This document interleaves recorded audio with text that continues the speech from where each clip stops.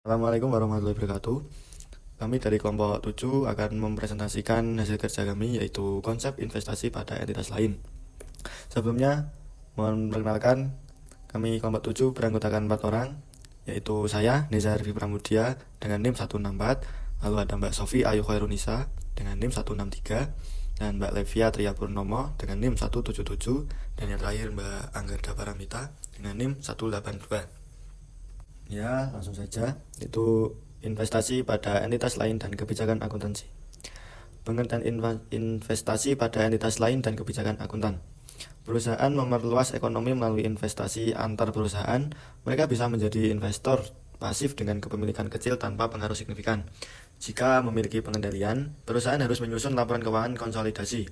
Perlakuan akuntansi untuk investasi tergantung pada tingkat pengaruh investor terhadap aktivitas investasi. Terkait yang mengatur investasi pada entitas lain adalah sebagai berikut. Yang pertama, PSAK 15 itu investasi pada entitas asosiasi dan ventura bersama. Yang kedua, PSAK 71 itu instrumen keuangan. Yang ketiga, PSAK 65 yaitu laporan keuangan konsolidasi. Dan yang keempat, PSAK 66 yaitu pengaturan bersama. Dan selanjutnya jenis investasi. Jenis investasi ada dua macam. Yang pertama investor pasif dan yang kedua investor aktif. Untuk investor pasif itu akuntansinya mengacu pada PSAK 71 yaitu instrumen keuangan. Dan selanjutnya ada investor aktif, itu laporan keuangan konsolidasi mengacu pada PSAK 65. Selanjutnya investasi pada entitas asosiasi. Metode ekuitas digunakan oleh investor dengan pengendalian bersama atau pengaruh signifikan terhadap investasi. Pengaruh signifikan berarti kemampuan untuk berpartisipasi dalam pengambilan keputusan terkait kebijakan keuangan dan operasional tanpa memiliki pengendalian penuh. Akuntansi investasi pada entitas asosiasi bergantung pada kepemilikan berhak suara seperti saham. Selanjutnya ada kelompok kepemilikan investor berupa saham berhak suara pada entitas lain. Itu ada 3. Yang pertama di bawah 20%. Kepemilikan di bawah 20% seluruh saham berhak dan suara dianggap sebagai investasi pasif. Karena pada umumnya investor tersebut tak memiliki pengaruh penting apalagi mengendalikan terhadap manajemen kunci dan kebijakan strategis, dan investor tidak memiliki perwakilan pada BOD. BOD itu Board of Directors atau sekelompok orang yang bertanggung jawab dan memberikan arahan maupun saran kepada CEO atau tim eksekutif. Selanjutnya 20% sampai 50%. Jadi kepemilikan 20% atau 50% menyebabkan investor berpotensi sebagai entitas asosiasi kalau berbagai syarat lain dipenuhi oleh investor dan investor. Kepemilikan saham berhak suara.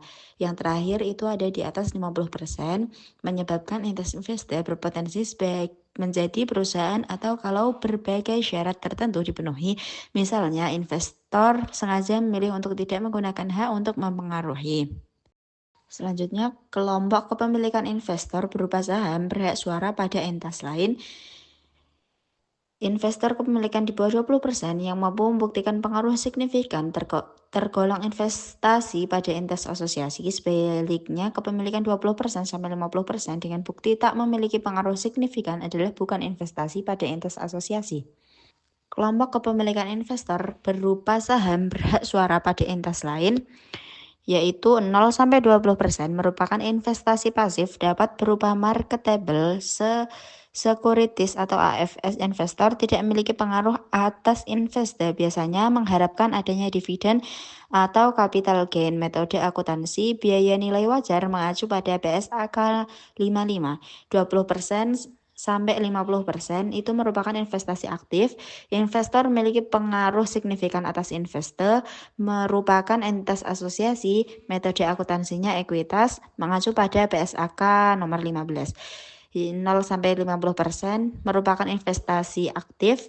Investor secara bersama-sama mengendalikan investor. Pengendalian bersama merupakan joint venture. Metode akuntansinya ekuitas mengacu pada PSAK 66. 50% sampai 100% merupakan investasi aktif. Investor memiliki pengendalian atas investor, dapat berupa fully owned subsidiary maupun partideli overland subsidiary dilakukan untuk memasuki pasar baru atau untuk bersaing maupun untuk mendominasi pasar. Metode akuntansi, metode biaya wajar atau ekuitas dengan membuat laporan konsolidasian mengacu pada PSAK 22 dan PSAK 63. Selanjutnya ada penghentian metode ekuitas. Yang pertama, penghentian metode ekuitas itu digunakan jika investor tidak lagi memiliki pengaruh signifikan atau jika menjadi pemilik pengendalian. Jika sisa kepentingan merupakan aset keuangan, pengaruh investor menjadi tidak signifikan, maka penggunaan PSAK instrumen keuangan PSAK 55 yang direvisi menjadi PSAK 71. Baik, di sini saya akan menjelaskan untuk contoh soalnya. Pada 31 Desember 2020, entitas menjual 20% kepemilikan pada PT ADC dengan harga 600 juta. Kepemilikan sebelum dilakukan penjualan sebesar 30%. Saldo investasi sebelum dilakukan penjualan sebesar 600 juta. Saldo penghasilan komprehensif terkait dengan investasi ini sebesar 20 juta rupiah. Untuk hasilnya terdapat neraca yaitu tanggal 31 Desember kas sebesar 600 juta, investasi di PT ABC 400 juta, keuntungan penjualan investasi 200 juta, penghasilan komprehensif lain 20 juta, penghasilan dari investasi 20 juta. Jika 20% sama dengan 600 juta, maka 10%-nya yaitu 300 juta. Investasi tersisa akan dicatat sebesar 300 juta, yaitu nilai wajar dari 10%-nya. Selanjutnya untuk 31 Desember investasi di PT ABC sebesar 100 juta. Pengakuan keuntungan atas selisih nilai wajar dengan nilai buku atas investasi yang tersisa. Lalu untuk keuntungan penjualan investasinya, yaitu keuntungan dari investasi dijual sebesar 600 juta dikurangi 400 juta menghasilkan 200 juta. Lalu keuntungan kenaikan investasi yang tersisa, yaitu 300 juta dikurangi dengan 200 juta menghasilkan 100 juta. Kepentingan pada pengaturan bersama. Kepentingan pada pengaturan bersama. Untuk pengertiannya, pengaturan bersama merupakan pengaturan yang dua pihak atau lebih memiliki pengendalian bersama. Sedangkan pengendalian bersama adalah persetujuan kontrak atas suatu pengaturan yang ada hanya ketika keputusan mengenal aktivitas relevan mensyaratkan persetujuan dengan surat bulat dari seluruh pihak yang berbagi pengendalian. Untuk persetujuan dengan surat bulat itu maksudnya persetujuan tertulis yang ditandatangani oleh setidaknya satu perwakilan dari setiap anggota.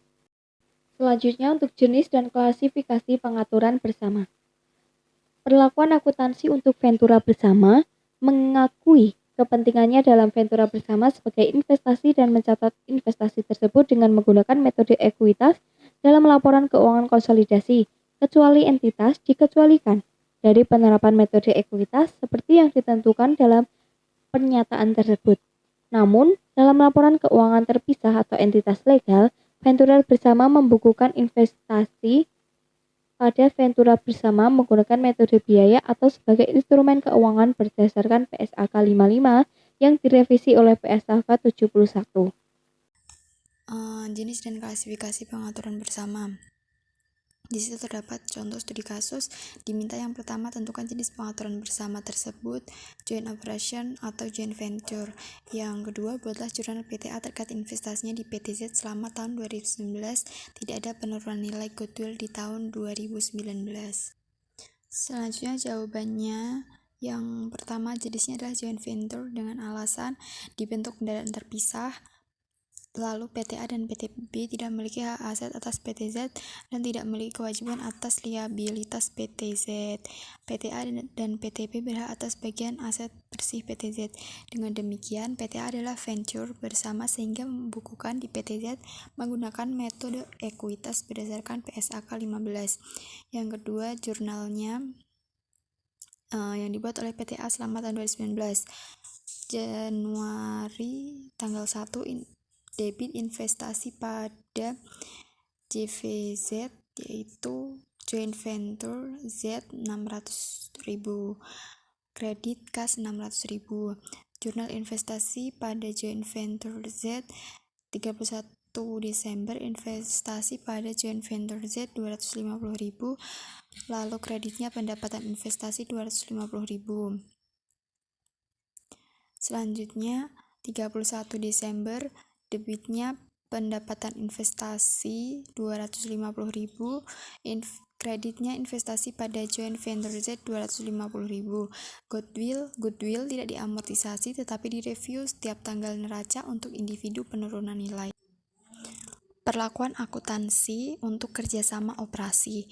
Pengertiannya, pada kerjasama operasi, operator akan membukukan kepemilikan mereka pada kerjasama operasi secara sama dalam laporan keuangan tersendiri maupun laporan keuangan konsolidasi, baik di laporan keuangan tersendiri terpisah maupun dalam laporan keuangan konsolidasi. Setiap operator akan mengakui kepentingannya dalam kerjasama operasi. Yang pertama, aset, mencakup bagiannya atas aset apapun yang dimiliki bersama. Yang kedua, liabilitas, mencakup bagiannya atas liabilitas apapun yang terjadi bersama. Yang ketiga, pendapatan dari penjualan bagiannya atas output yang dihasilkan dari operasi bersama. Keempat, bagiannya atas pendapatan dari penjualan output oleh operasi bersama. Yang terakhir yaitu beban, mencakup bagiannya atas beban apapun yang terjadi secara bersama. Selanjutnya, kerjasama operasi.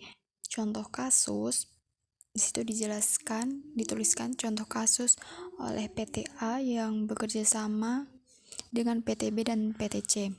Di situ diminta yang pertama tentukan jenis pengaturan bersama tersebut, joint operation atau joint venture. Yang kedua, penyajian di laporan keuangan PTA terkait operasi bersama.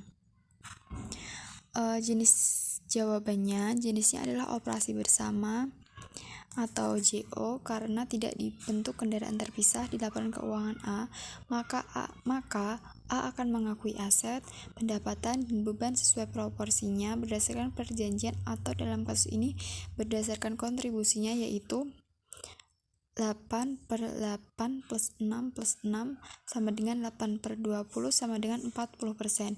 Berikut adalah penyajian investasi PTA dalam kerjasama operasi tersebut. Di laporan posisi keuangan, aset operasi bersama atau JO 200, akumulasi penyusutan 10, laporan laba rugi komprehensif. Lalu pendapatan JO 40, beban 20 min 24, laba JO 16, selanjutnya biaya produksi atau HPP, beban penyusutannya 10, beban sewa 25. Sekian presentasi dari saya.